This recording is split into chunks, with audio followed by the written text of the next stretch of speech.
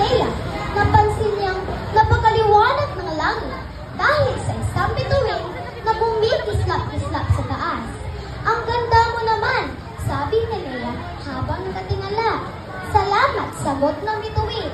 Ikaw rin ay maganda sa dilim. Ako, maliit lang ako at sandali lang ang ilaw ko. Malungkot na wika ni Leia. Ngunit umiti ang bituin. Ang liwanag ay sapat para ituro ang daan ng iba.